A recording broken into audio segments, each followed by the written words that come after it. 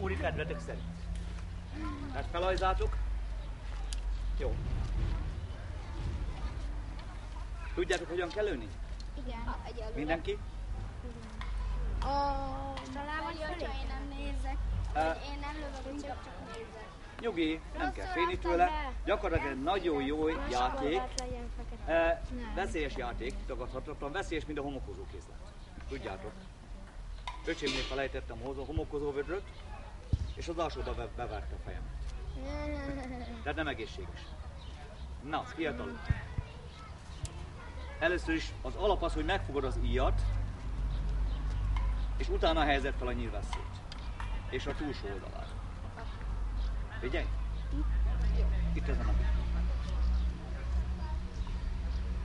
Fölötte, jó? Úgy tarts, hogy ez az in, a két új közötti in, az vezüljön neki az íjat. Az lejön. És az ideget az ujjaddal húzod. Ja, figyelj!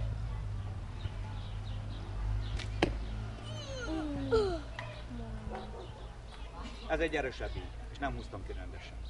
Ez tilos. Neki. Jó? Folyamatosan töltsd tűz. Nézzük.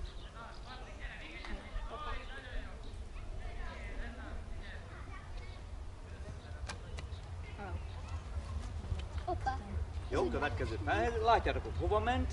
Ha ennyire közel ment, akkor picit emelhettek rajta. Egy kicsit. Szerintem egy kicsit nagyobb. A sárgát. Hogyan kell célozni? Célozza, Sehogy akkor az oda megy. Célozni hogyan kell? Hát, sokféleképpen. Mi például rá gondolunk, hogy de jó lenne, hogy oda menni. Jó. Lovasíjászok itt céloznak.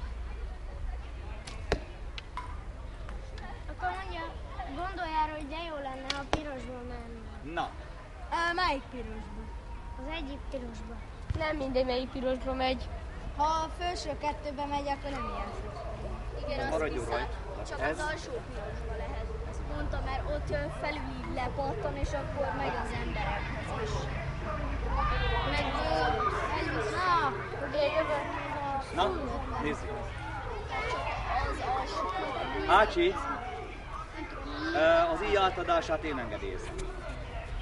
Elfogyott a lőszer? Nálad van az íj. Üresen. Nálad van az íj üresen.